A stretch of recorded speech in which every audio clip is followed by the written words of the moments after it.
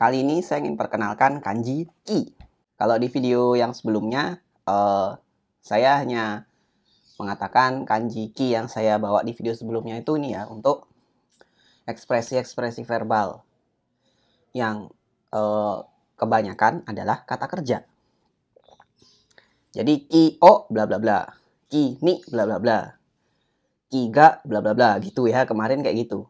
Nah, kali ini saya hanya akan bahas kanji satu ini aja, tapi dari bukan hanya ekspresi verbal atau kata kerja aja ya,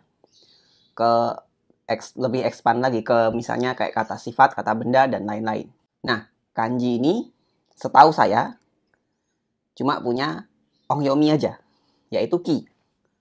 Atau itu ke lah. Ada ki, ada ke. Tapi yang paling banyak dipakai itu cara baca yang ki ya.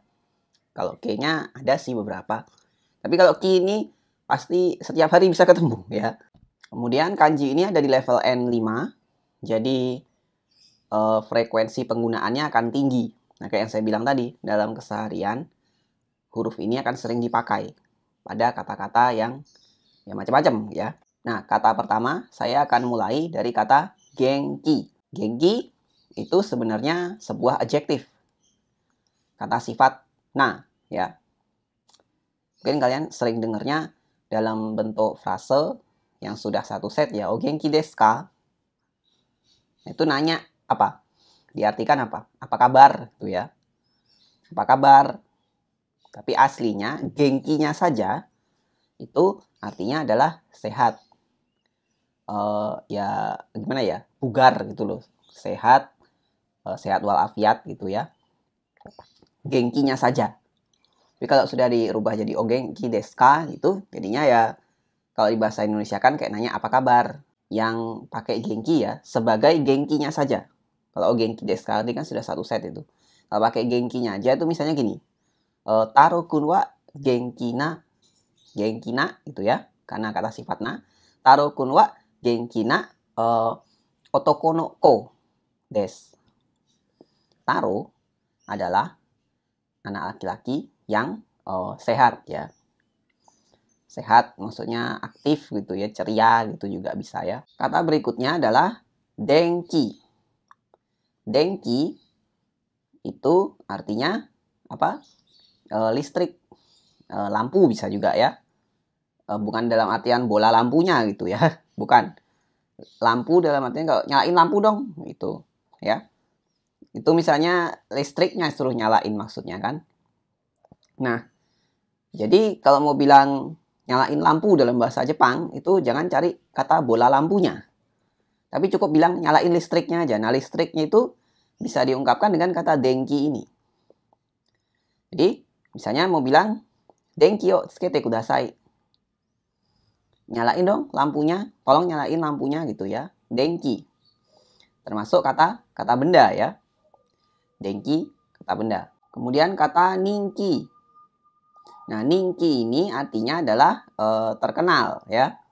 Terkenal dalam artian punya reputasi gitu ya. Ningki ini biasanya ningki akan diikuti oleh kata ga arimas gitu misalnya ya. Ningki ga aru misalnya gitu. Kayak bilang, oh itu gurunya itu terkenal di kalangan murid gitu. Ya, kalau mungkin selama ini ngungkapin kata terkenal pakai yume ya. Ya benar juga sih. Cuma kalau ningki itu lebih ke populer. Jadi tidak bisa tidak bisa saling mengganti kalau menurut saya ini. Ningki garu dengan yume itu menurut saya nggak bisa saling menggantikan walaupun artinya sama-sama ya. Terkenal. Kalau yume itu lebih terkenal, kalau ningki itu populer gitu deh. Jadi seperti itu. Ningki ga aru misalnya. Misalnya kayak bilang Yoshida sensei wa gakusei tachi ni ningki ga arimasu gitu. Pak Yoshida itu terkenal di kalangan murid-murid. Kenapa terkenal? Orangnya lucu mungkin, seru. Nah gitu bisa juga ya.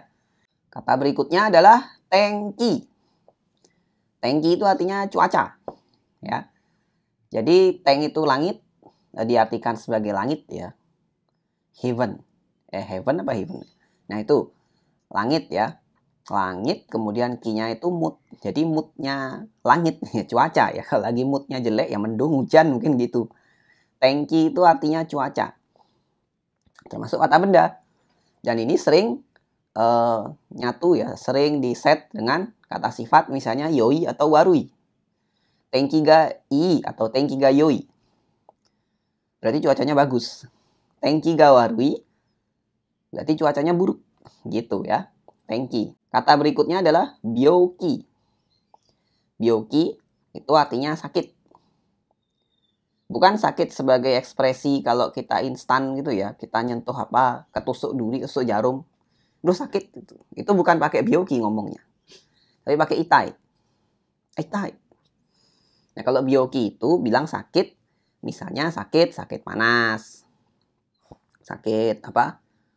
Bilang, kemana si Yamada? Yamada wa doko desu ka? Ah, Yamada wa byoki desu. Oh, si Yamada lagi sakit. Yamada wa byoki desu. Ini kata benda. Ya. Jadi, jangan samakan apa yang kita sebut kata benda dalam bahasa Indonesia dengan bahasa Jepang. Penggunaannya bisa sangat berbeda. Misalnya ya ini, kata byoki ini ya. Kalau kita kan sakit dalam bahasa Indonesia udah global tuh. Mau sakit sebagai ekspresi yang spontan, kayak kata itai itu diungkapkan dengan sakit. Byoki juga sakit. Tapi kalau dalam bahasa Jepang, sakit itu harus dipisah. Yang mana itai, yang mana byoki. Ya, byoki itu untuk bilang kayak gitu ya. Yamada lagi sakit. Yamada wa byoki desu. Kan Yamada wa itai desu. Salah ya. Atau kita tusuk jarum bilangnya byoki. Itu salah juga. Gitu ya. Jadi byoki, sakit, kata benda. Kata berikutnya adalah kimochi. Kimochi ini mungkin kayak paling sering dengar ya. Kimochi. Nah, gitu. Ini masuk kata benda juga.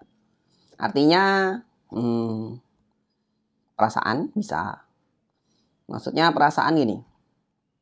Dipijat, lagi capek nih. Dipijat, yang bagian capek, kerasa enak banget. Perasaan, kerasa enak banget. Itu diungkapkan dengan kimochi ii. Kimochi ii, gitu ya. Jadi, perasaannya bagus, enak banget gitu. Nah, kalau ada ii berarti ada warui. Kimochi warui. Kalau kimochi warui, itu nyatain kayak apa? Kita jijik akan sesuatu gitu ya. Kimochi warui. Kemudian kalau kimochi ii, enak tadi ya. Enak.